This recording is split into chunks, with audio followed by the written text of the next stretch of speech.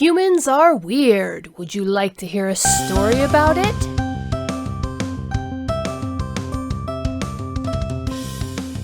Hello, my wonderful viewers, and welcome to this episode of 22 Days of October Oddity. As you may or may not know, our adorable little spider alien friend quilx'tch has a campaign going on over on Indiegogo to get his research into human weirdness published. That is, he is ready to present over 60,000 words of the finest weirdness humanity has to offer. The link is below the video, so click on over and take a look.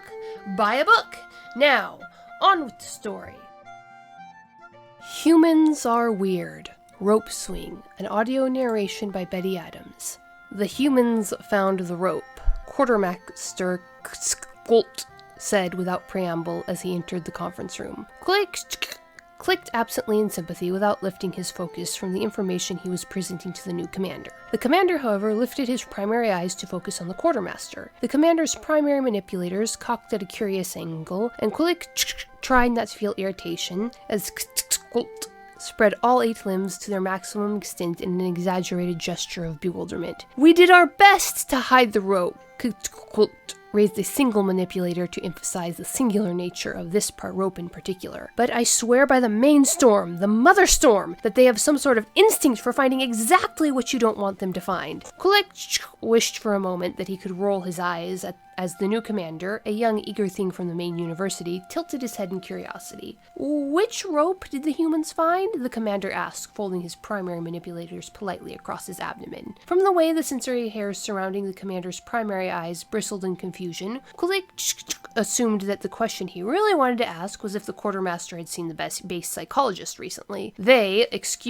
Private Smith found the 6-centimeter diameter soft weave nanobot fiber rope. We had hidden the coil in the secondary storage container under the storm tarps. Quilx'tch watched in amusement as the commander surreptitiously tapped out a note on his pad, a reminder to ask what storm tarps were. That particular horror could wait a bit longer, according to the human meteorologists. At least there was an 80% chance it could. He said he was looking for a lighter. Preemptively raised the manipulator to stop the commander from asking the question that was on his mandibles. "No, I don't know what a lighter is." He did not seem interested in enlightening me between his screams. "Don't ask about the screams," quilx'tch said softly. The commander glanced at him uneasily, but allowed the quartermaster to continue. He shifted the tarps. The quartermaster wrung his primary manipulators. "Do you have any idea how much they weigh? We have to get the entire swarm out to move one of those things." The commander glanced at quilx'tch, and quilx'tch shook his head. The question didn't require an answer. "So he moves the tarp," the quartermaster went on, "and found the rope, and it is the swimming hole incident all over again." The quartermaster dropped his primary manipulators and looked at the commander expectantly. The commander gave quilx'tch a rather desperate look, and the nutritional anthropologist took pity on the young officer. He raised one manipulator for attention. "Pardon my intrusion," quilx'tch asked. "How can this be a swimming hole incident? The land around us is nearly uniformly flat at the human's physical resolution, and none of the herbage around us is strong enough to provide support for the rope." The quartermaster expanded his mandibles as if to answer, but after a moment of hesitant clicking, he slumped. "Could you please just come outside and see for yourselves?" the quartermaster asked. We're not getting the safety award this cycle."